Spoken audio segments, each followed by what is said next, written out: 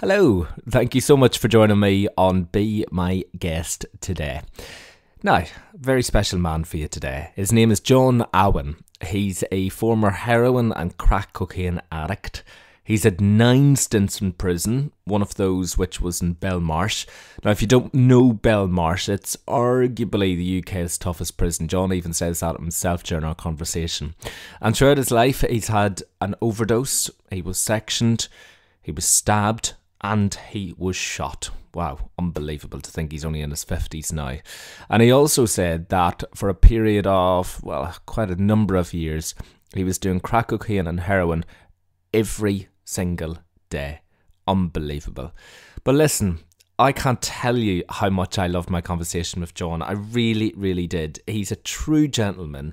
I've got his book here, literally in my hand, and it's called Living Hell to Living Well. Boy, that was hell, and boy, does he live well now. The conversation that we had, I could hear it at times as well for him. It certainly wasn't easy, and you could actually hear it in his voice, which you will throughout this podcast, how tough it was for him to go back and to relive those experiences. And I wanted to make sure that A, he was okay in doing so multiple times, because I don't want to trigger anything in him. But I also wanted to make sure that his intentions were right. And they are, because he just wants to help people. And it's really interesting because you don't have to be an active addict. You don't have to be a recovering addict to get something out of this podcast. I think that we can all learn something from John. He also does have a message for anyone who's currently in active addiction, and also for anyone who's recovering as well. He's a remarkable man. I can't tell you how lovely it was for me to chat to him. It was a true privilege and honour, and honestly, I don't say that lightly. It really was. He's inspired me, and I hope he inspires you too. So John, your book, Living Hell to Living Well, fantastic book. I've read it front to back, and you know, I don't say this lightly, but I truly, truly enjoyed every single word of it. I really, really did. And in the book you said, in writing this book, I have had to face some very dark aspects of my life, and in writing it all down for the world to see, I have openly and candidly bared my soul to you all. And indeed you did, because it was very, very honest. What was your intentions for writing the book? For years, ever since, I'm in my mid-50s now, ever since I was a child, I've loved expressing myself, whether that be through the vocalised spoken word or writing. I've just always loved doing it, and I find it very cathartic to do. And when my publisher said to me at the end of 2020, or middle of 2020, he said, your story needs to be out there. And I knew it was going to be tough because I've lived the life. People know various aspects of it. But to write it down, for me to sort of see, you're digging deep, because a lot of bad stuff that happens to us, we just try and bury within us. And then you're bringing it to the forefront. So you literally are living it all again. And there was times in that book when I was broken. I'd do some and I'd literally just break, and I'd be on the floor with my dog, who has sadly now passed away. Oh, I'm sorry to hear that. Yeah, it was October, but he was 14 years, 8 months. Right. That's pagan. It is pagan, yes. Yeah. And yeah, it was just immensely hard. And then it was at the forefront of your mind, and you're trying to ascertain it, because it's almost, I was trying to write it from a first perspective, which obviously it is, but I was also trying to remove myself, so it was coming across from almost a third person perspective. And yeah, it was very, very harrowing. So you do, when you're confronted again with it, it was soul crushing. It really was. And I did face a lot of demons, but at the end of it, what I wanted was to make it almost along the lines of, in inverted commas, a self-help book. Because it's like I've said in the book, addiction doesn't care who it gets, whether that's a gambling addiction, a drink addiction. Addiction comes in so many forms, and no one is exempt. We can all suffer at some point, you know, from some form of addiction in one way or another. Yeah. So yeah, a self-help book, really, Rory, I wanted to achieve, and from the feedback I've had, because it's what, 3 years, just about 3 years now that book came out. I believe that I've achieved that. Yeah, you certainly have, and you know, I can say that firsthand. But let's look at your story then, because when you were a young child, you'd always wanted to be in the army, and you did fairly well with that. You passed your exams. That was for the Royal Electrical and Mechanical Engineers, and you were set to join in 1988. Yep. But towards the end of 1987, things changed for you. Why was that?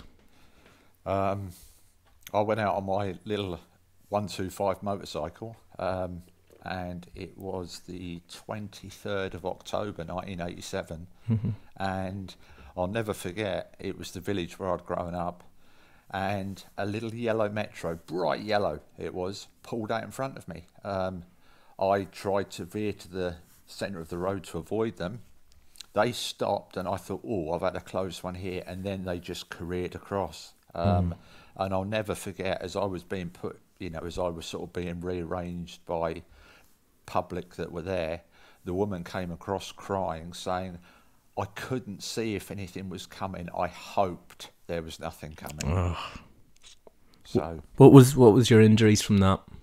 My injuries, I was in hospital for 9 days, and we're going back almost 40 years now. My left ankle was severely shattered, and I remember my mum sort of came over to the hospital in Colchester in Essex to see me, and they were talking to her at the time that my ankle was that badly broken, it was probably going to have to be amputated. The specialist surgeons came up with inserting various bits of wire in the bones, a big plate, some screws, and luckily they saved my ankle. About 2 years, almost 2 years after that, the screws were removed, and I've still got my whole left leg with the foot and ankle attached. But about 4 to 6 months after that, I received a letter from the army headquarters to say that my injuries were so severe that I wouldn't even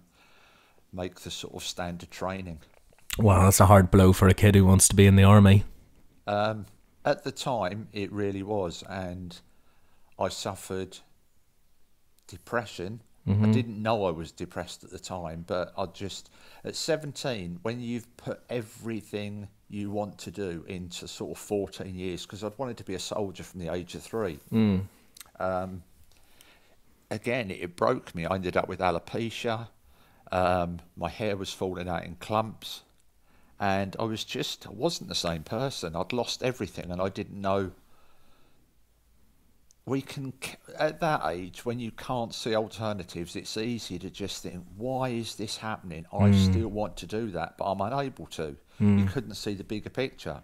There's probably a lot of anger and frustration there as well. There really was, Rory, yes, loads of it. Yeah. So how did that lead to an introduction to drugs then? What it was is basically, once that happened, I didn't know what to do. I didn't know what path I wanted to do or what path was sort of going to grab me. And I started experimenting with cannabis. That then grew. I'm not saying it does for everyone, but for me, that then grew to taking amphetamine sulfate or speed, magic mushrooms, acid tabs, and eventually, probably 7-8 years later, I got onto the heroin path. And that was around sort of mid to late 90s. Yeah, it was sort of around about 97. So how does it escalate for a lot of people who aren't addicts? They find that, you know, quite difficult to understand the escalation aspect of it, which a lot of addicts go through. How did that happen for you?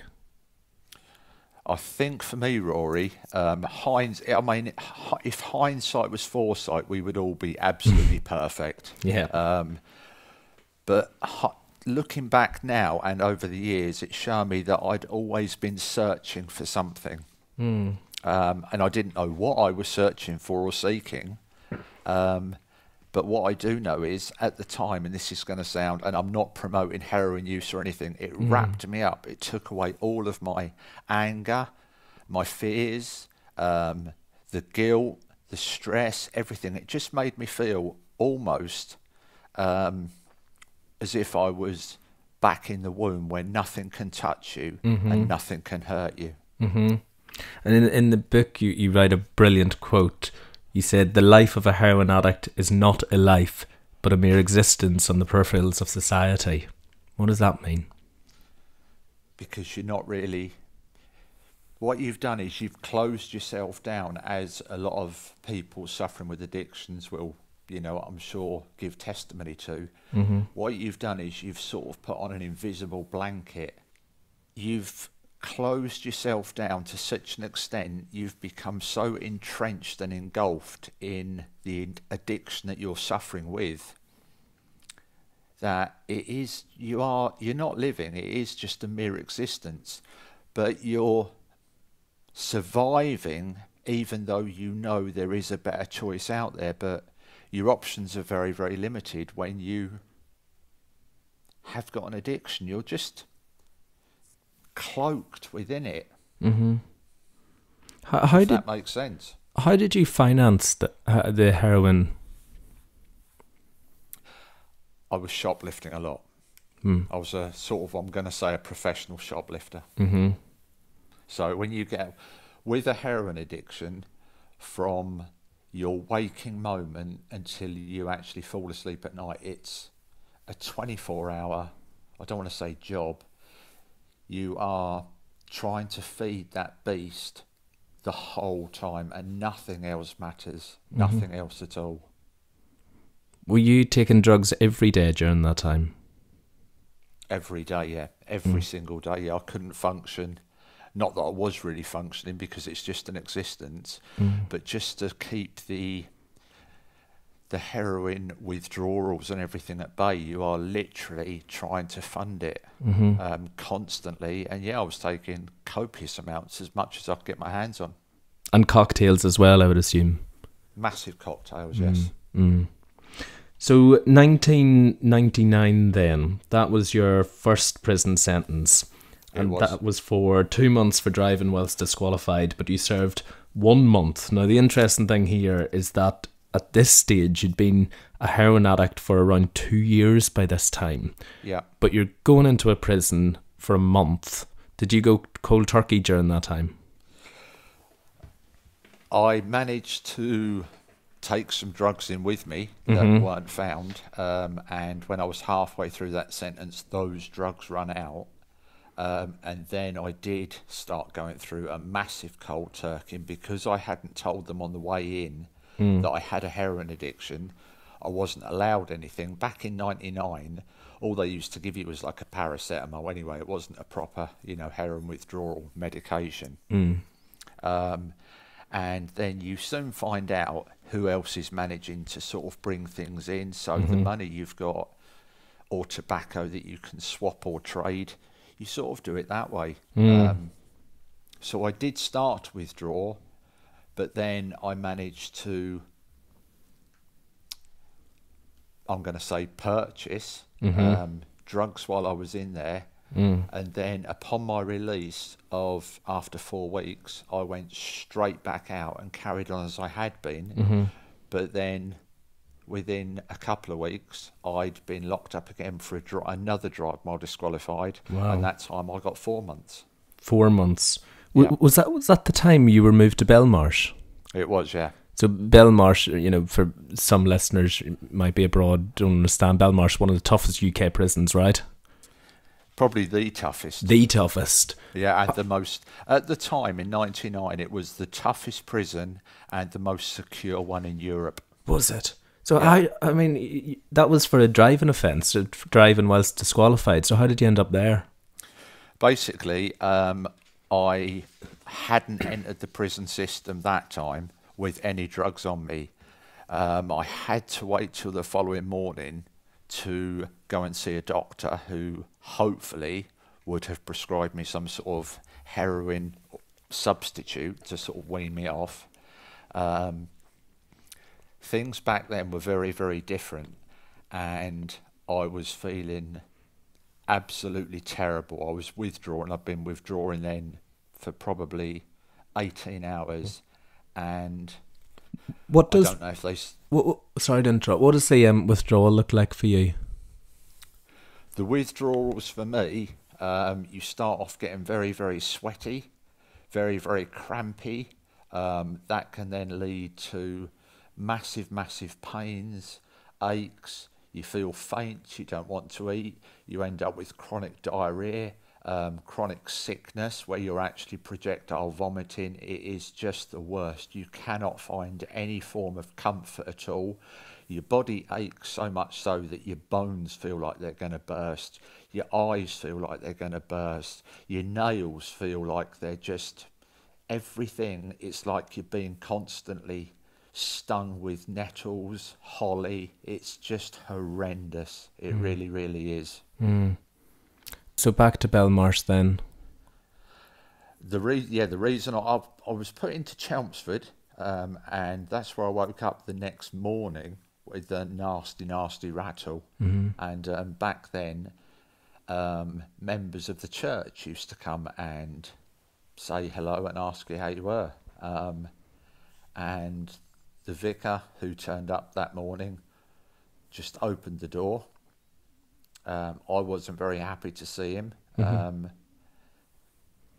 shouldn't have done it. I threw a cup of coffee over him, and before I knew it, there'd been a call made, and several prison wardens had come in, and I was, I'm going to say, violently removed.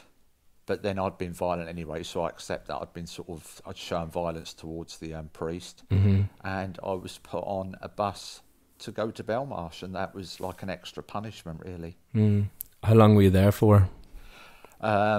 With the times that I had been arrested for, basically I got a little bit of remission. So it was a 4-month sentence, and I think I was owed several days back because I'd been arrested for that offence a few times. So that sort of mounts up, and I was there from sort of mid-November, start of November to mid-November, and I got released on Christmas Eve of '99.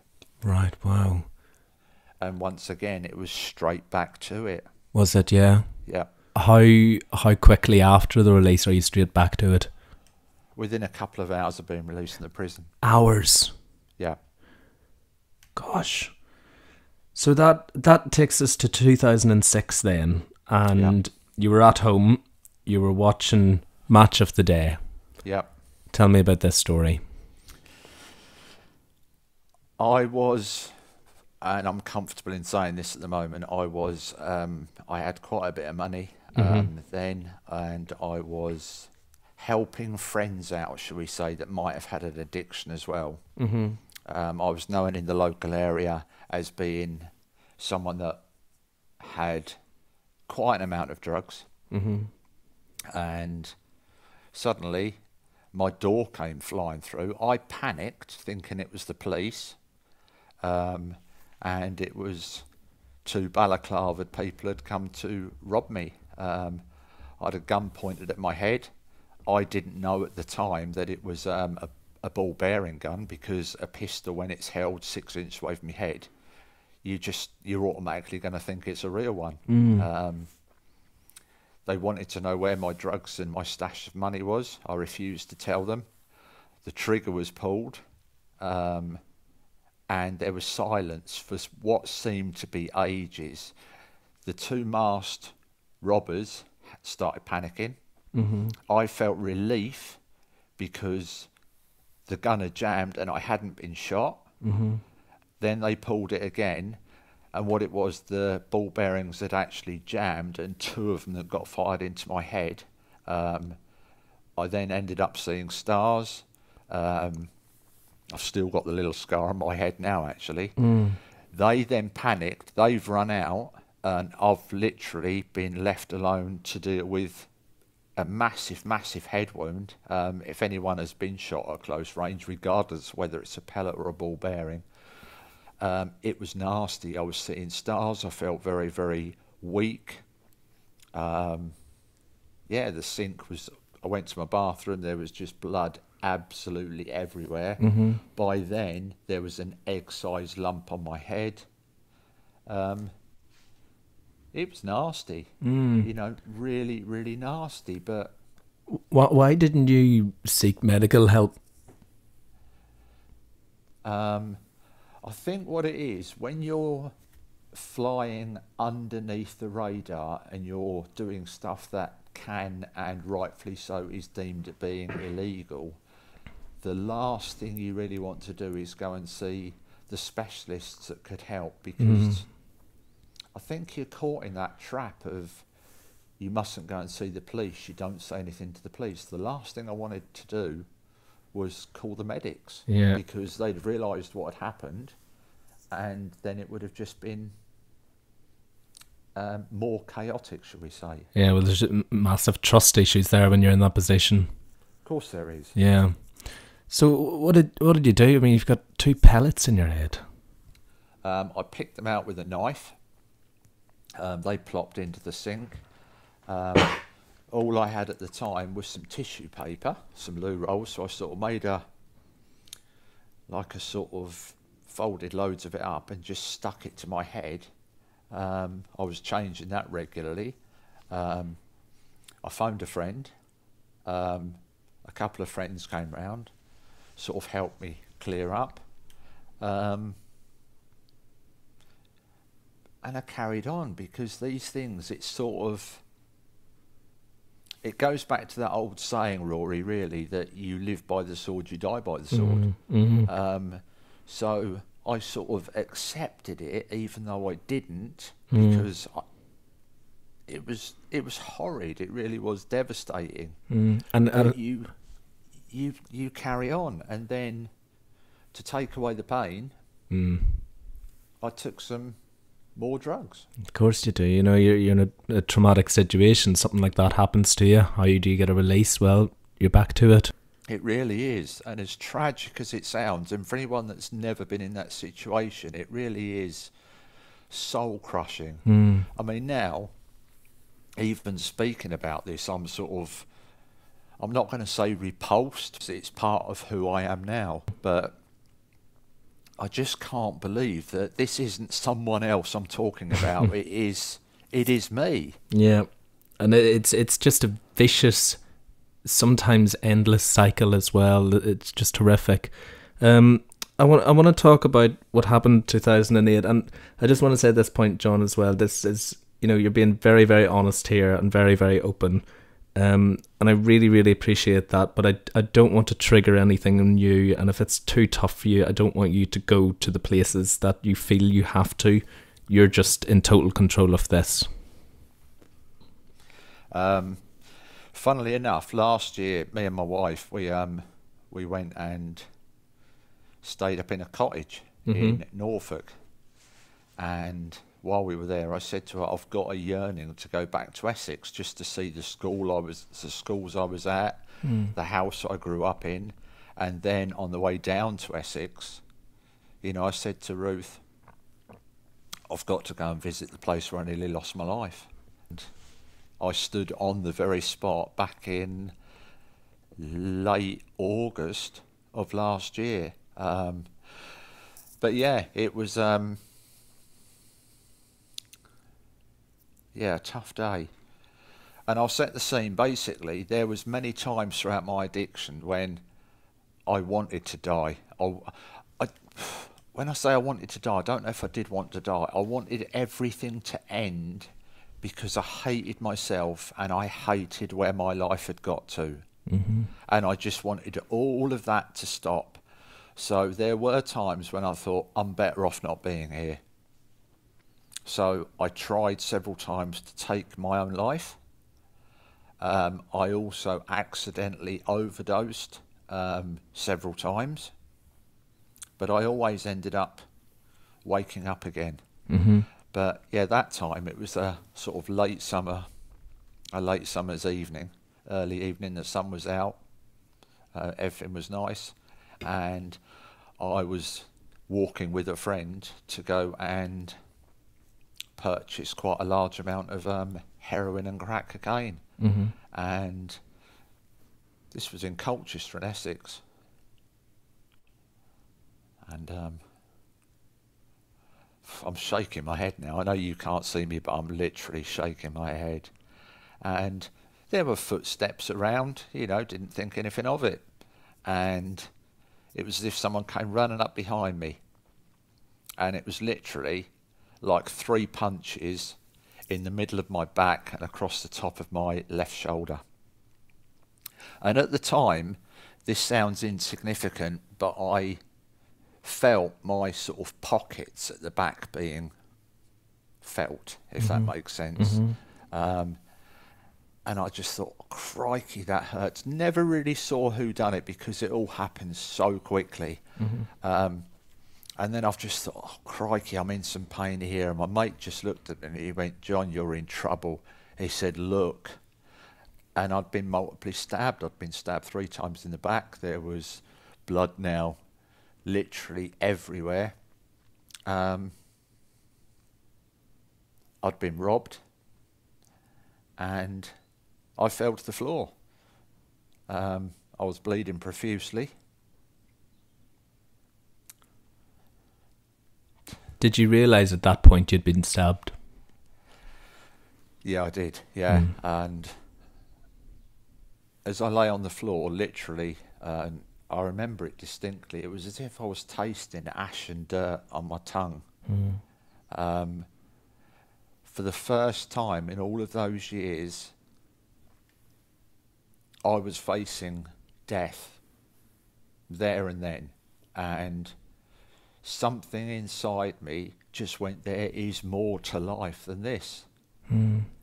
So, as mad and sad as it might sound, the one time when it hadn't been my doing, whether I did stay on this planet or not, was the one time something inside me just thought, this life is worth living, we've got to dig deep and fight here.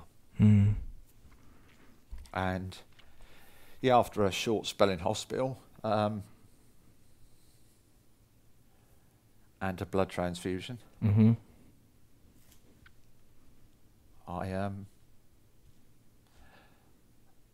when I sort of came around from it all, I ended up taking methadone, which is a heroin substitute. I was taking that on prescription, but from the time that I was stabbed, since then, I have never ever taken an illicit drug again in my life. Wow. Because this life is just so, so precious. But isn't it ironic, all the times I never cared, the one time it was taken out of my hands was the one time I fought to stay here.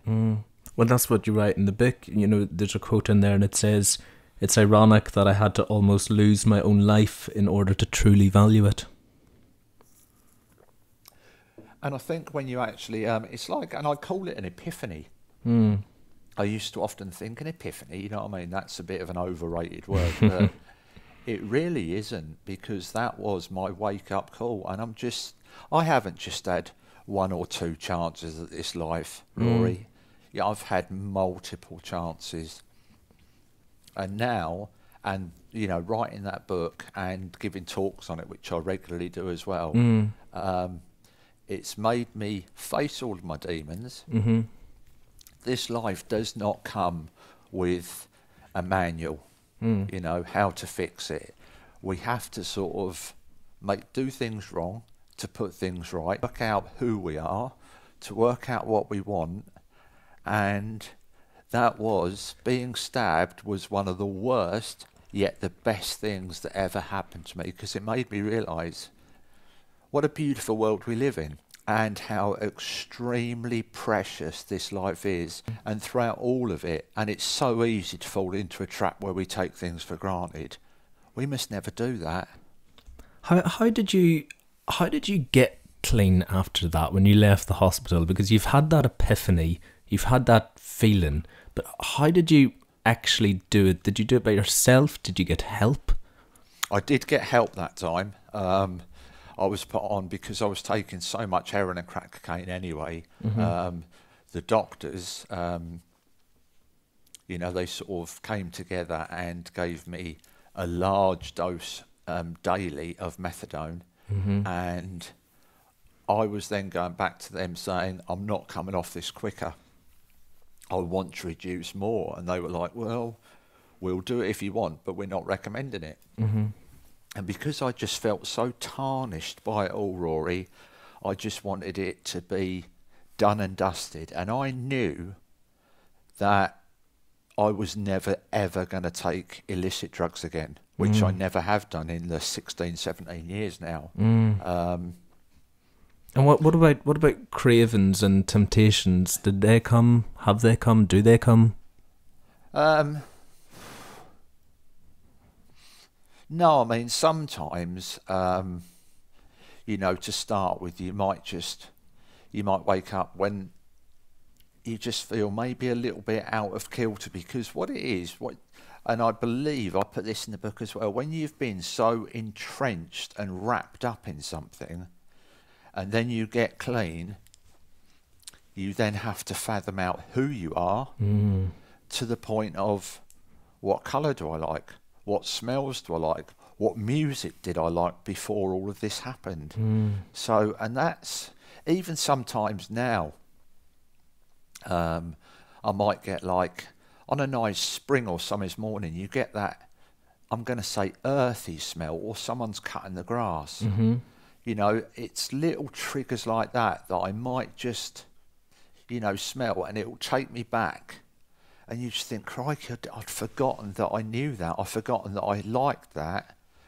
So there's like an awakening going on constantly, because when you are living an addiction, everything and every part of you is just suppressed. So much so that in the end, it's almost eradicated.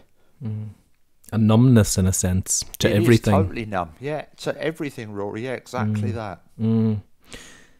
Speaking of epiphanies that you had after you got stabbed, you had another one in 2015, another epiphany after some medical news. Tell me about that. Only if you're comfortable to do so, John. Yeah, no, that's fine. Because of the amount of drugs that I was putting into my body, by the age of 38, 39, I'd had 3 massive heart attacks, or 1 large one and a couple of minor ones.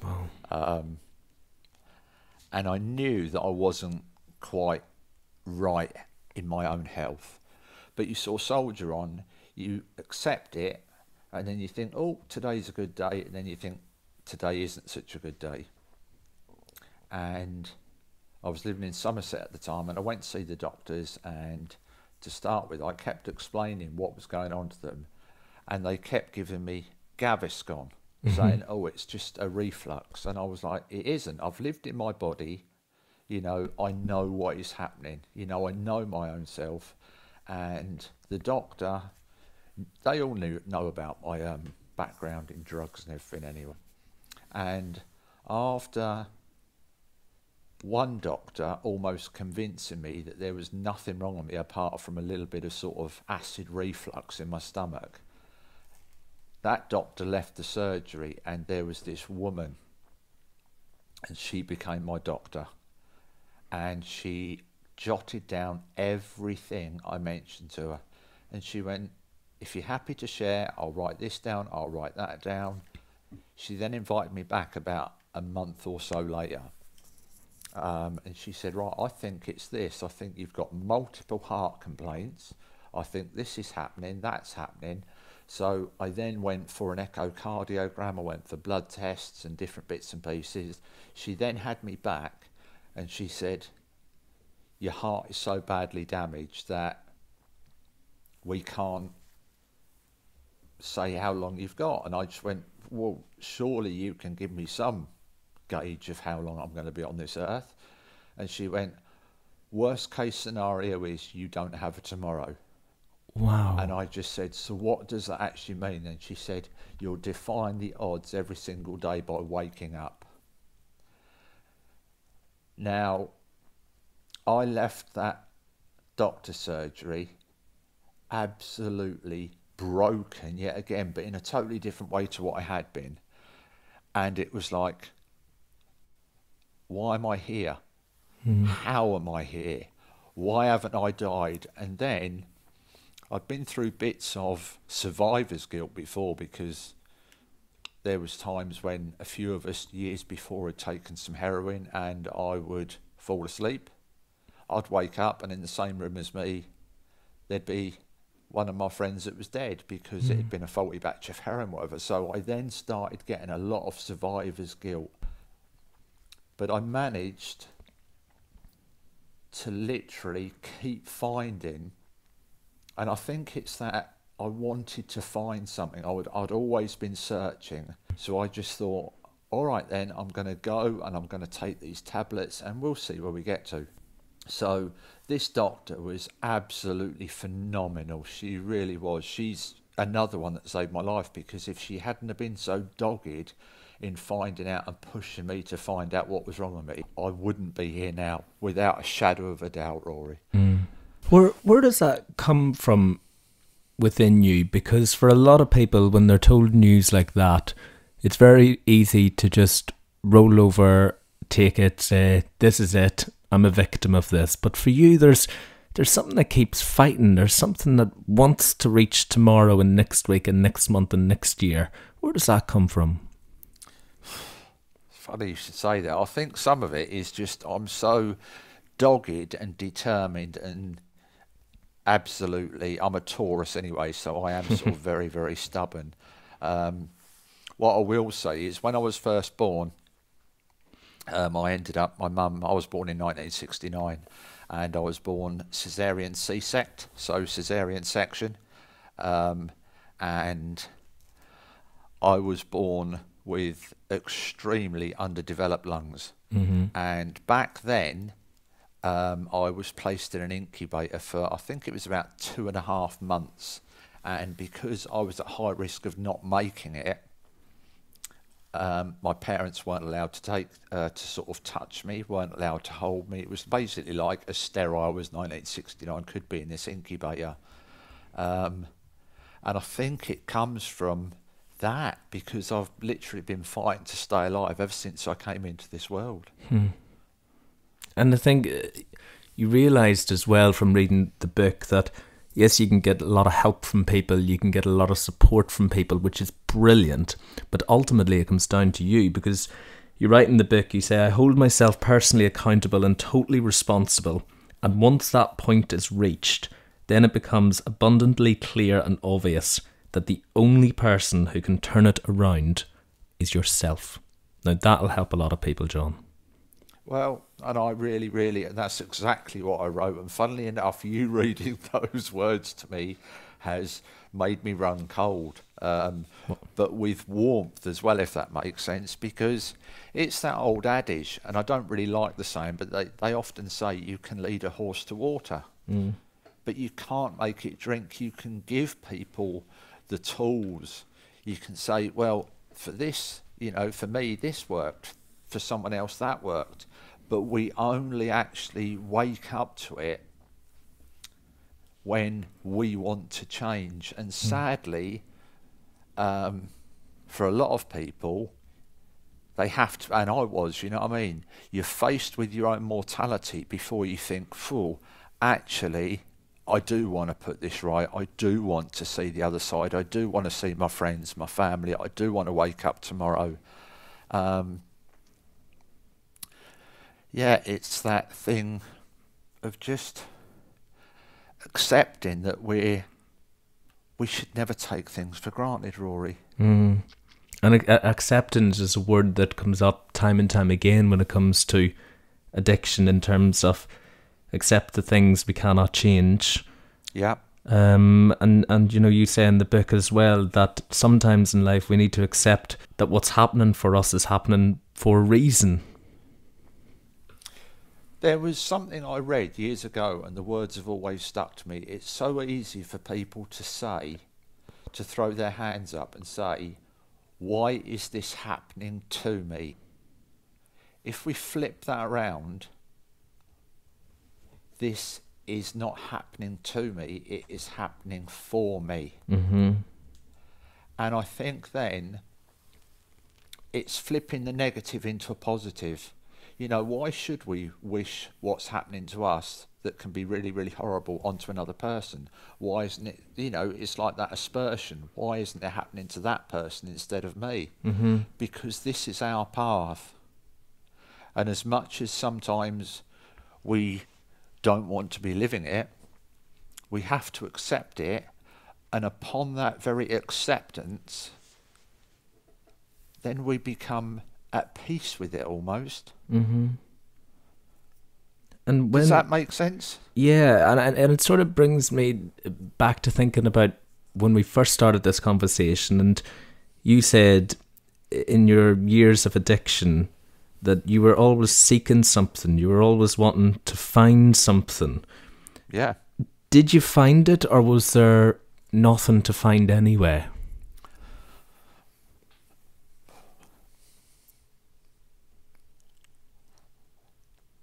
I have found it, and I believe that holy grail or philosopher's stone that we all seek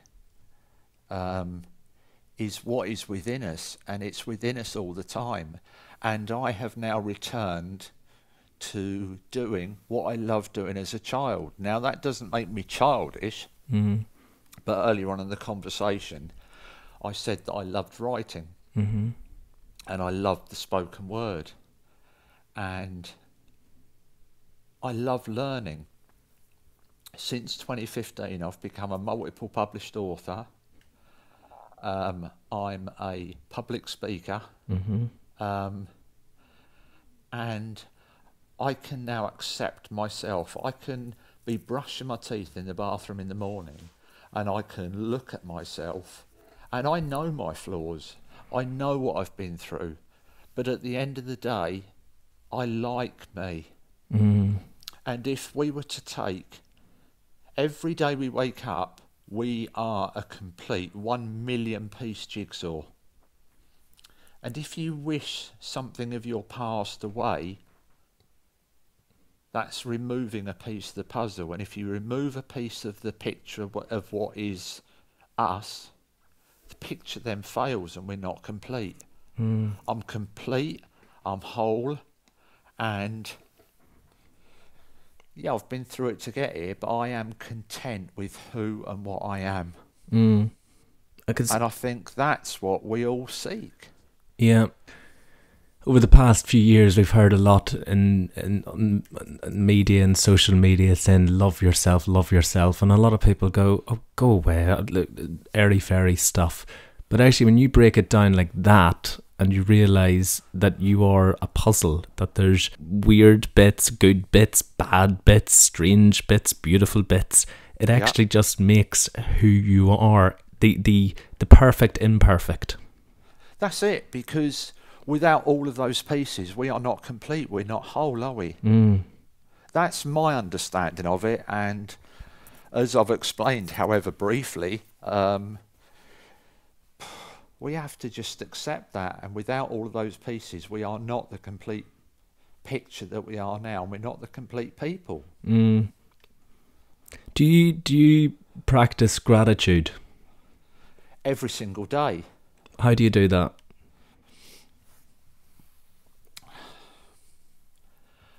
I'm always striving still to be the best version of me that I can, because the way I see it, we should never ever reach that place where we just accept and we're happy with what and who we are, because then I think we've lost our way and we're just like, oh well, this is as good as it's going to get. So I think internally we need to sort of try and be the best version of ourselves that we can be.